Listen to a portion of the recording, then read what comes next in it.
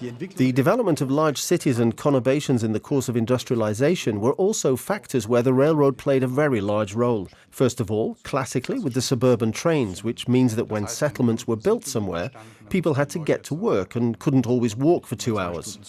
And so settlements were often built, especially worker settlements along the railway line. Or rather, where a settlement was built, rail lines were then also planned and built.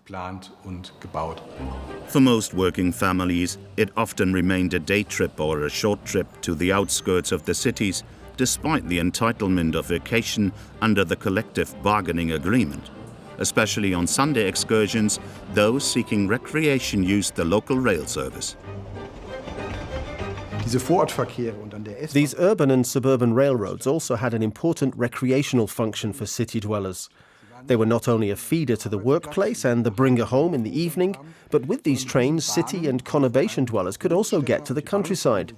This was already being offered in the 19th century, including by the railroad itself, as a form of recreation, encouraging city dwellers to spend their Sunday leisure time in the country. Along the railroad lines used for excursions, a variety of tourist packages were being created. Tourism was becoming a serious economic factor. The most spectacular travel offer was a luxury train. From 1928, the Rheingold ran between the Netherlands and Switzerland. The German National Railroad thus entered the international competition for wealthy customers.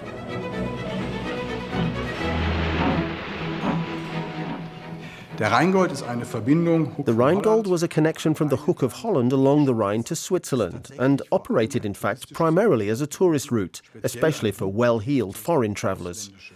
With the Rheingold, the National Railway developed a luxury train, offering only first and second class cars, all individually equipped and with unparalleled comfort. This was a train of which one can say that it really appealed to the travellers, the tourist travellers, to a high degree. There was also the odd businessman sitting in it. On the approximately 670-kilometer route, the up to 130 passengers could enjoy a special service. The luxuriously equipped train offered unprecedented travel comfort. For contrast, one can look at things like the flying hamburger, the modern diesel tripper train, developed as part of the development of an urban transport network at the beginning of the 30s. There one sees rather the business traveller. This train was not ostensibly a tourist train and marked an important development. In the long run, this urban rapid transit train prevailed, while the luxury trains, such as the Rheingold, more or less disappeared.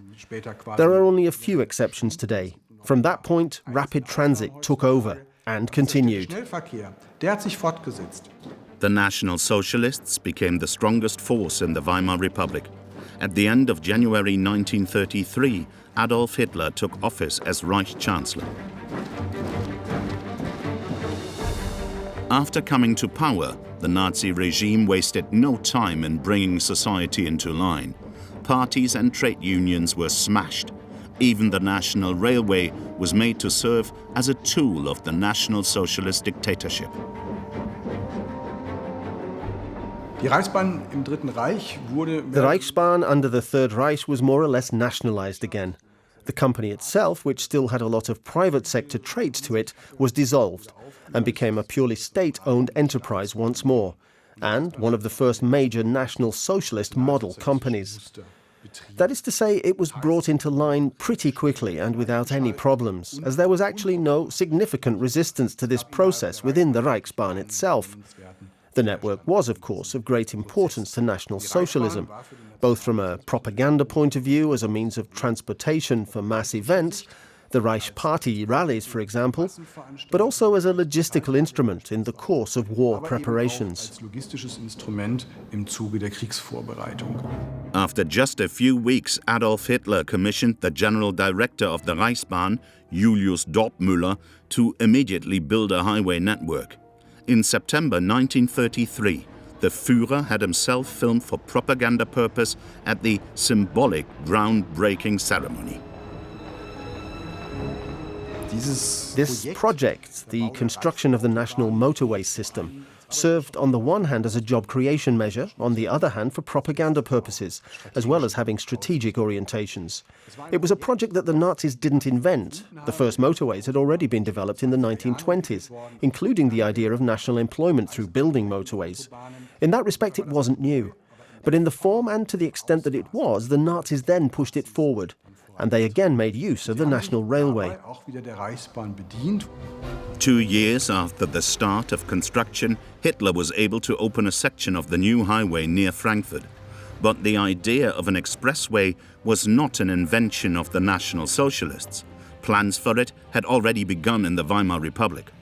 If you look back at it from today's perspective, the Reichsbahn laid the foundation for its own competition in the 1930s. It had to build the motorway system. It didn't do it voluntarily, and it didn't do it for economic reasons. But it started to build these highways, which then became, as it were, the basis for its own competition later on, through, of course, individual automobile traffic.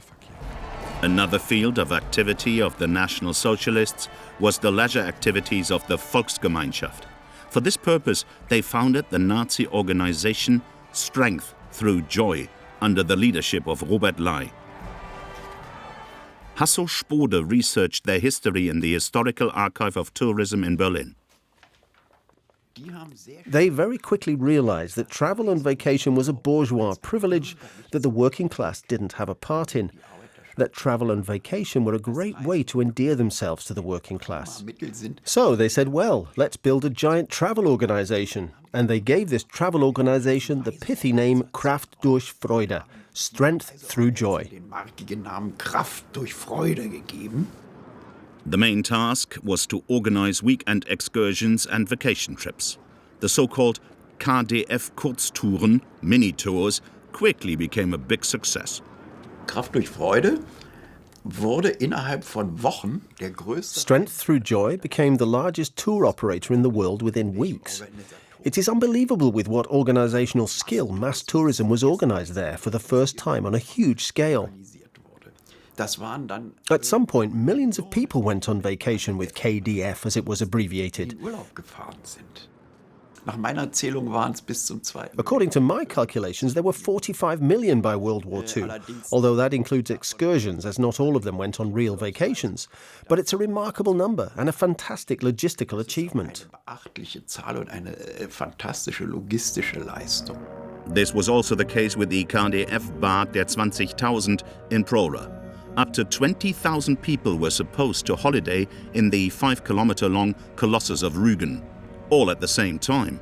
The preserved building complex was built in just under 3 years. Was die anderen versprachen, hat der Führer erfüllt. Gab Arbeit, gab wieder Freude am Leben. Ein gewaltiges Werk wurde aufgebaut. Reisen ins schöne Deutschland, an die See, ins Gebirge, an den Rhein, in den Hafen, bringen uns Erholung und Gesundheit. Kraft durch Freude. Since 1934, the special trains had been rolling through the German Reich to send up to 10,000 worker holidaymakers on vacation. The organization Strength Through Joy was initially intended to replace the sports and leisure activities of the forbidden workers' clubs. But quite early on, it also took up the case of travel and excursions. KDF is ultimately still known today, actually as a large tour operator. They took over services offered by travel agencies, provided many of their own offers, and this was extremely exploited for propaganda purposes. And the National Railway, the Reichsbahn, played a major role in this provision, because ultimately it was still the means of transportation par excellence in the 30s. At the same time, the Nazi leadership's propaganda made it clear that the railroad was entirely at the service of the state. The construction of the city of the KDF car near Fallersleben, later Wolfsburg, was another prestige project of the Nazi regime. An automobile affordable for everyone was to be built there. Der Massentourismus war nicht. Mass tourism was not the only field of activity in which the Nazis tried to produce mass consumption. And they did so via mass production. That was not at all self-evident at that time. But through it, things became cheaper. And that's how KDF actually worked. Big turnover, low prices. And they also tried this in other consumer areas, but failed. The most famous is, of course, the Volkswagen, which was called KDF-Wagen for a while. But the idea was exactly the same. Cheap mass production so that the people could drive cars. But contrary to what this Nazi propaganda film suggests, mass production of the KDF car didn't take place. Like the construction of the Autobahn, the vision of mobility for the people remained in its infancy. The German invasion of Poland in September 1939 marked the beginning of the Second World War. 6 years later, the Nazi dictatorship had fallen and the German Reich lay in ruins.